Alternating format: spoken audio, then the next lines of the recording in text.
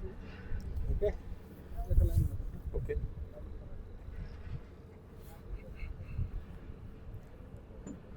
दादा, तुळजापूरला जगाच्या नकाशावर रेल्वेच्या माध्यमातून आणण्याचं स्वप्न करत आता दृष्टिक्षेपात आलेलं आहे. काम प्रगतीपथावर आहे आणि हा जो पूल बनतो आहे तो एक युनिक पूल आहे. काय त्याची काय वैशिष्ट्य असणार आहे?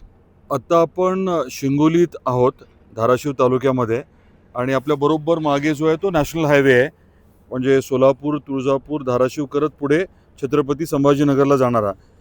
आणि आपण जिथे आता उभे आहोत नेमकं, हा रेल्वे ट्रॅक आहे. इथून रेल्वे जी आहे ती पुढे सांजा मार्गे तुळजापूरला जाणार आहे.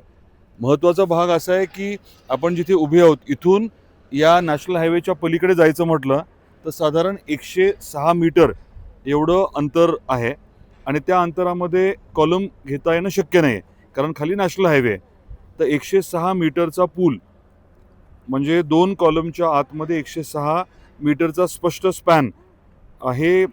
सेंट्रल रेल्वेच्या पूर्ण इतिहासामध्ये पहिल्यांदाच होतं आहे. आणि स्वाभाविकच आहे की तांत्रिकदृष्ट्या अतिशय चॅलेंजिंग असं हे काम आहे. या कामामुळे एक 6 महिने आपल्या पूर्ण कामाला वेळ लागला. हे जरी वास्तव असलं तरी याला काही पर्याय नव्हता, कारण बरोबर आपल्या मागे धाराशिवचं स्टेशन आहे आणि रेल्वे जी आहे ती धाराशिव स्टेशनवरनं तुळजापूर मार्गे सोलापूरला जाणार आहे. आणि दुसरी रेल्वे जी आहे ती आपल्याला स्पष्टपणे दिसतं की एक रेल्वे जी आहे ती तुळजापूरहून आलेली ही थेट लातूरला जाणार आहे. त्यामुळे ह्या सर्व गोष्टींचा विचार करून 106 मीटर स्पॅन असलेला हा पूल इथे बनतोय. ऐतिहासिक बाब आहे, आपल्यासाठी महत्त्वाची बाब आहे. आणि आपण म्हटल्याप्रमाणे तुळजापूरला रेल्वेच्या नकाशावरती आणण्याचं काम अतिशय ताकदीने युद्धपातळीवरती चालू आहे.